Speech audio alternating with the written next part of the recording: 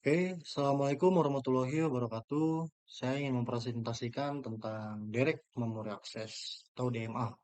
Sebelumnya saya ingin memperkenalkan diri dulu. Saya pribadi Muhammad Haikal Latif dan rekan saya ada Lian Mulya, Maulidan Jaya, Maulana Yusuf dan terakhir itu ada Muhammad Rizky. Sebelum masuk ke dalam memori, saya ingin sampaikan dulu dan ingin bertanya deh kepada audiens sekalian. Di sini, apakah ada yang sudah tahu apa itu DMA atau Direct Memory Access? Kan nggak semuanya tahu ya tentang DMA. Kebetulan kita sedang membahas CPU. Ini berkaitan kok dengan CPU, DMA itu. Jadi DMA atau Direct Memory Access adalah mekanisme yang memungkinkan perangkat keras untuk akses memori utama, iya memori utama secara langsung tanpa harus melalui CPU dulu. Tujuannya apa? Tujuannya supaya proses pemindahan data bisa lebih cepat dan CPU tidak terlalu terbebani. Dengan begitu, CPU bisa fokus pada tugas utamanya, sementara proses transfer data bisa berjalan di latar belakangnya. Yang menjalankan yaitu DMA, Direct Memory Access ini. Terus kita lanjut pada slide berikutnya. Di sini gambaran CPU sibuk lah. Dari gambar tersebut kan bisa dilihat tuh kayak CPU tuh bekerja keras banget untuk segala-segalanya lah. Jadi kalau kita lihat pada bagian ini tuh kayak sibuk banget kan CPU. Itu kayak punya tanggung jawab yang besar gitu. Emang benar CPU itu punya tanggung jawab yang besar. Karena gini, semua proses atau semua yang ada di komputer itu prosesnya melalui CPU dulu. Bayangin aja, setiap kali ada yang mau dipindahkan, CPU harus turun tangan langsung sendiri. Kalau gitu terus, kenapa? Kinerjanya pasti bakal melambat nggak sih? Bukan bukannya mempercepat atau apa? Udah pasti itu bakal melambat. Kenapa begitu? Karena ya semuanya itu yang mengakses CPU. Jadi kalau misalnya laptop kalian atau handphone udah merasa nge-lag, mungkin CPU-nya terlalu berat kerjanya. Jadi makanya itu melambat. Terus CPU mengatur data ke banyak device, penuh panah bolak-balik. Nah, di sini tuh kayak diibaratin tuh ngatur lalu lintas kali ya, kita ambil analogi dari jalanan.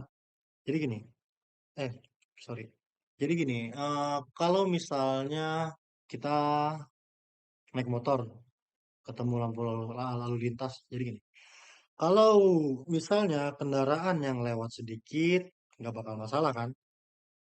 Tapi kalau jumlahnya banyak, pasti bakal macet juga. Begitu juga dengan CPU. Semakin banyak data yang harus diatur, semakin banyak juga beban yang harus dipegang dia. Jadi semakin berat bebannya, sistem pun bisa semakin melambat. Terus kita lanjut secara berikutnya. Dari situ kan tadi tuh dari analogi tersebut tentang lalu lintas lah. Muncul pertanyaan kan pasti. Pertanyaannya apa? Apakah ada cara yang lebih efisien? Benar nggak? Nah, cara yang lebih efisien supaya CPU nggak melambat atau nggak kewalahan lah. Caranya tuh gini, karena sebelum sebelum saya jelaskan, karena gini, saya jelasin tentang ini dulu deh, yang tadi. Kalau semua transfer data harus dikontrol langsung oleh CPU, hasilnya nggak bakal maksimal. Solusinya adalah DMA. Apa itu DMA? Ya tadi, yang dapat membantu CPU dalam mengatur perpindahan data supaya prosesnya jadi lebih cepat dan lebih efisien. Untuk mempermudah pemahamannya, kita ibaratkan komputer itu sebuah perusahaan. Di dalam perusahaan ada seorang manajer. Di sini tuh analogi DMA-nya kita ambil dari gambar ini deh. Perusahaan, ini kan kurir, kurir itu kita anggap karyawan. Karyawan yang mengantarkan data lah dalam memori utama. Kita ibaratkan CPU itu sebuah perusahaan. Di dalam perusahaan pasti ada manajer yang di sini menggambarkan CPU itu tersebut. Di dalam itu ada lagi karyawan yang diibaratkan sebagai DMA-nya. Terus kalau nggak ada karyawan, Misalnya, manajer bisa nggak kerjain semuanya sendiri? Bisa, tapi ya kalau gitu terus semakin lama semakin lambat kan. Kalau turun tangan langsung kayak contoh deh mulai dari nyiapin dokumen, memindahkan berkas sampai memastikan semuanya selesai. Bisa sebenarnya, tapi kalau begitu terus manajer akan kewalahan dan nggak akan fokus ke hal-hal tuh yang lebih penting lah. Kayak misalnya hmm, tugas-tugas yang ada di manajer itu nggak dapat diselesaikan dengan efisien. Bener kayak gitu kan? Analogi saya supaya paham lah anak audiens kalian. Tapi kalau misalnya perusahaan itu punya karyawan yang bisa dipercaya, misalnya tolong pindahkan dokumen ini dari dokumen A ke dokumen B atau dari bagian A ke bagian B. Kan manajer cukup memberikan instruksi aja. Instruksinya kata tadi tuh, tolong pindahkan dokumen ini dari bagian A ke bagian B. Karyawan akan mengerjakan tugas itu sendiri tanpa harus diawasin terus-menerus. Begitu selesai, karyawan tinggal ngelapor. Ngelapornya gimana? Ngelapornya ke siapa? Yang ngelapornya ke manajer bahwa pekerjaannya sudah beres. Nah, seperti itulah cara kerja DMA di komputer kalian, atau di PC, atau mungkin di handphone kalian sendiri. Kalau misalnya DMA mengambil alih sebagian tugas dari CPU. Tuh, karyawan itu tuh yang karyawan ini nih DMA. Ini DMA nih karyawannya yang ada di gambar materi saya ini. Terus tadi sampai mana saya lupa jadi ya. Pokoknya itulah cara kerja DMA di komputer. DMA mengambil alih sebagian tugas dari CPU dalam saya perjelas lagi. DMA itu mengambil tugas dari CPU tuh yang diambil fokus untuk pemindahan data, proses pemindahan data. Sehingga CPU bisa lebih fokus ke kerjaan yang lain yang lebih penting. Dengan adanya kerjasama ini, sistem bisa berjalan dengan lebih cepat dan lebih efisien. Kurang lebihnya seperti itu. Terakhir, dari saya secara singkat, proses kerja DMA dimulai dari ketika CPU memberikan instruksi awal, data apa yang mau dipindahkan, dari mana ke mana, dan seberapa banyak. Setelah itu DMA bekerja secara mandiri untuk memindahkan data tanpa melibatkan CPU secara langsung. Kalau misalnya sudah selesai, DMA akan memberikan sinyal ke CPU bahwa tugasnya sudah beres. Dengan cara ini, sistem komputer bisa bekerja lebih efisien, lebih cepat, dan tidak membebani CPU. Materi selanjutnya akan disampaikan oleh rekan saya selanjutnya. Terima kasih, kurang lebihnya mohon maaf. Wassalamualaikum warahmatullahi wabarakatuh. Ini saya akan membahas analogi DMA. Apa sih analogi DMA itu? DMA bisa kita ibaratkan seperti kurir. CPU memberitahu apa yang harus dikirim, lalu DMA yang mengurus transfer datanya. CPU jadi bisa lebih santai dan bisa fokus ke tugas lain. Dan untuk slide selanjutnya ada proses DMA. Apa sih proses DMA itu? CPU hanya memberi perintah di awal, setelah itu DMA yang bekerja sendiri untuk memindahkan data antara perangkat dan memori. Saat selesai, DMA memberitahu CPU. Dan untuk slide selanjutnya ada instruksi CPU sekali. Apa sih instruksi CPU sekali? Instruksi CPU sekali, CPU hanya memberi satu instruksi di awal. Setelah itu DMA yang mengatur semuanya, seperti device, memori, dan DMA yang bekerja sama langsung. CPU jadi tidak terlalu sibuk dan sistem jadi lebih ringan. Dan untuk slide selanjutnya ada diagram flow. Alur data diagram flow terdiri dari device, DMA, dan memori. Dan CPU hanya mengawasi dari samping, tidak ikut sibuk. DMA yang memastikan data mengalir lancar dan cepat. Dan untuk slide selanjutnya ada izin CPU. CPU memberikan izin ke DMA untuk bekerja. Ibaratnya CPU itu memberikan kunci kepada DMA agar bisa mengakses memori. Ada step 2 aliran data, yaitu memori, DMA, dan switch. Nah, digunakan saat memori mengirim data ke perangkat.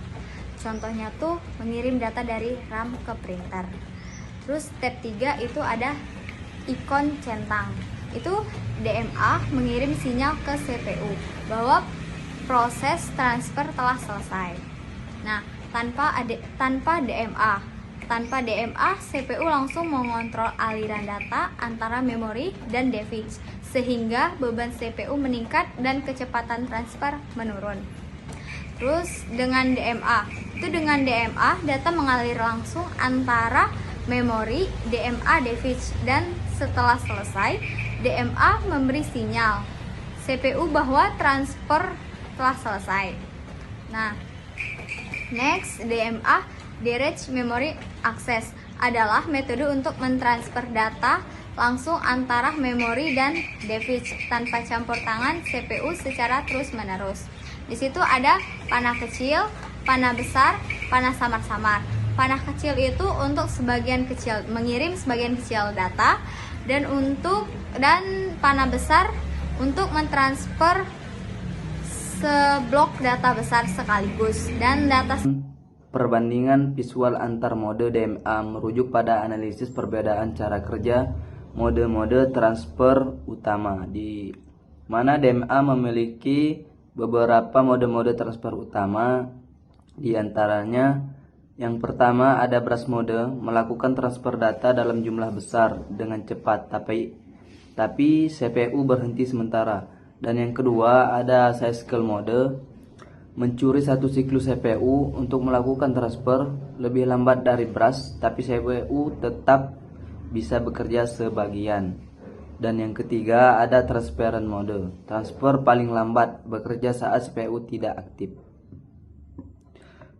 Dan selanjutnya keuntungan CPU santai, di mana memungkinkan transfer data langsung antara memori dan perangkat tanpa campur tangan CPU, sehingga CPU bisa beristirahat selama proses transfer berlangsung. Selanjutnya, keuntungan transfer cepat. Karena DMA tidak perlu instruksi CPU untuk byte data, maka kecepatan transfer meningkat. Dan selanjutnya, keuntungan sistem efisien. Dengan DMA, sistem jadi lebih efisien karena CPU dan DMA bisa bekerja bersamaan atau paralel. Selanjutnya, kelemahan hardware kompleks. DMA juga punya kekurangan, diantaranya membutuhkan rangkaian pengendali yang lebih rumit, dan desain hardware menjadi kompleks dan biaya produksi meningkat. Saya Maulana Yusuf, dan di sini saya akan menjelaskan tentang yang pertama ada konflik CPU dan DMA. Jadi CPU dan DMA itu adalah seperti dua orang yang ingin masuk ke pintu yang sama. Jika tidak diatur, mereka itu bisa saling bertabrakan dan data bisa menjadi kacau. Agar tidak kacau, sistem tuh harus menentukan siapa yang bisa masuk terlebih dahulu agar tidak crash atau tidak saling bertabrakan. Yang kedua ada penerapan hard disk via DMA. Saat kita menyalin file besar dari folder ke folder, hard disk tidak mau merepotkan CPU untuk mengawasi setiap byte data. Jadi hard disk langsung menyuntik data ke RAM lewat DMA. Jadi CPU bisa melakukan pekerjaan yang lain. Yang ketiga ada contoh penerapan sound card streaming via DMA. Ketika kita mendengarkan musik di laptop, musik itu harus mengalir ke sound card. Jika CPU yang mengurus aliran data ini, musik bisa tersendat-sendat atau nge-lag. Berkat DMA, sound card bisa menarik data musik dari RAM secara mulus dan mandiri. Yang keempat ada contoh penerapan USB device. Sama seperti hard disk, saat Anda mencolokkan flash drive dan menyalin banyak foto, USB drive juga menggunakan DMA. Ini artinya data dari flash drive langsung masuk ke RAM tanpa izin step by step dari CPU. Itu mengapa transfer data USB bisa sangat cepat. Yang kelima ada kesimpulan. DMA adalah mekanisme yang meningkatkan efisiensi sistem dengan memungkinkan perangkat input-output mentransfer data langsung ke memori tanpa melibatkan CPU. Ini membebaskan CPU untuk fokus kepada komputasi inti. menghasilkan transfer data yang lebih cepat dan kinerja yang lebih baik. Misalnya ada hard disk, sound card, dan USB. Terima kasih.